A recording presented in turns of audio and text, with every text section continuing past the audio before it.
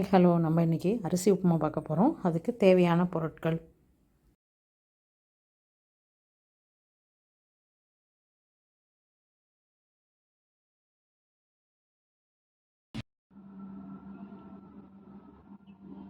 நம்ம இன்றைக்கி அரிசி உப்புமா பார்க்க போகிறோம். அதுக்கு நான் ஒரு 1.5 கப்பு அரிசியை எடுத்து, பச்சை அரிசியை கழுவி இந்த மாதிரி தண்ணியை வடிச்சிட்டு வச்சுருக்கேன். இதை அப்படியே மிக்சியில் போட்டு பல்ஸ் மோடில் போட்டு ஒரு கொஞ்சம் கொரன்னு அரைச்சி எடுத்து வைக்கணும். இந்த அளவுக்கு நம்ம அரைச்சி எடுத்துக்கலாம். இது மிஷினில் கொடுத்து கூட நீங்கள் அரைச்சி மொத்தமாக வச்சுக்கலாம். நான் அப்பப்போ அரைச்சி எடுத்துப்பேன். அதனால் இந்த மாதிரி ஊற வச்சுட்டு அரைச்சி எடுத்துருக்கேன். தேவையான பொருள்: வெங்காயம், ஒரு வெங்காயம் கட் பண்ணி பொடியாக கட் பண்ணி வச்சுருக்கோம். இஞ்சி எடுத்து வச்சுருக்கோம். இஞ்சி கொஞ்சம் எடுத்து வச்சுக்கலாம்.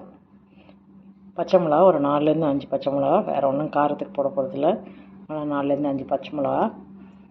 கேரட் கொஞ்சோண்டு கட் பண்ணி வச்சுருக்கோம்.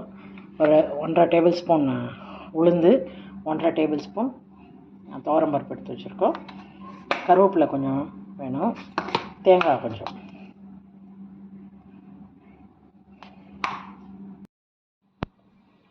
ஒரு 2-3 டேபிள் ஸ்பூன் தேங்காய் எண்ணெய் ஊற்றிருக்கோம். அதில் கடுகு கொஞ்சம் போட்டுப்போம்.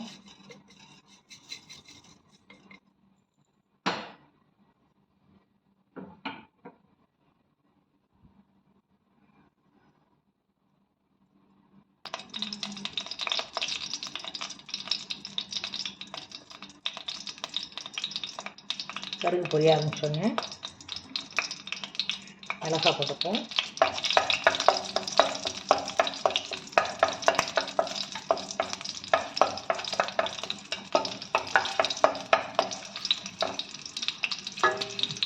இந்த உளுந்து எடுத்து வச்சுருக்கேன், அதையும் போட்டுக்கலாம். போட்டு கொஞ்சம் நேரம் வதக்கிக்கலாம். கொஞ்சம் கலர் சேஞ்ச் ஆகிற வரைக்கும்.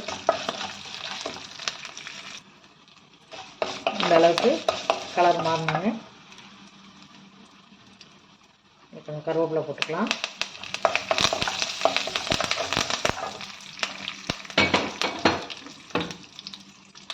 வெங்காயத்தையும் அதிலே போட்டுடலாம். போட்டு கொஞ்சம் வதக்கிடுது.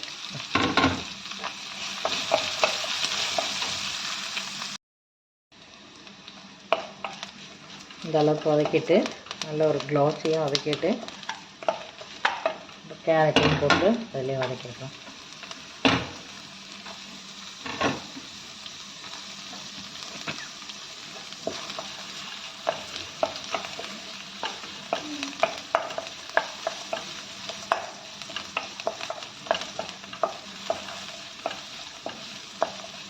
கொஞ்சம் லைட்டாக இதாகிற வரைக்கும் கேரட்டை போட்டு வதக்கிட்டேன்.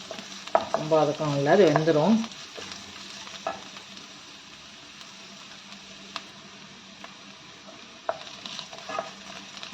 இந்த அளவுக்கு வதக்கிட்டு நம்ம இந்த அரிசிக்கு தேவையான அளவுக்கு தண்ணியை ஊற்றி வச்சுருவோம். ஒரு கப்புக்கு நான் 2 கப்பு தண்ணி ஊற்றுறோம். அதுக்கு கொதிக்க ஆரம்பித்த பிறகு தான் அரிசி போடணும். அதனால் தண்ணியை ஊற்றிட்டு இப்போ நம்ம எடுத்து வச்ச அந்த துவரம்பருப்பையும் இதிலே போட்டுடலாம்.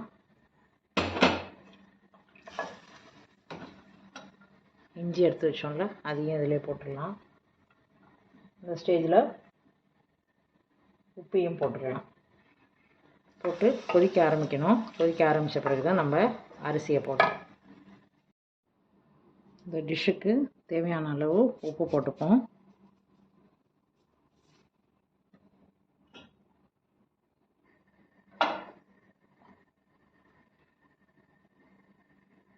ஒரு கொதி வரதுக்காக வெயிட் பண்ணுவோம். ஒரு மூடியை போட்டு மூடி வச்சோம்.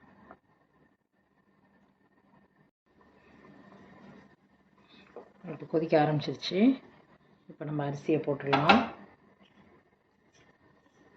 நம்ம உடச்சி வச்சுருந்தோம்ல, அந்த அரிசியை போட்டுடலாம்.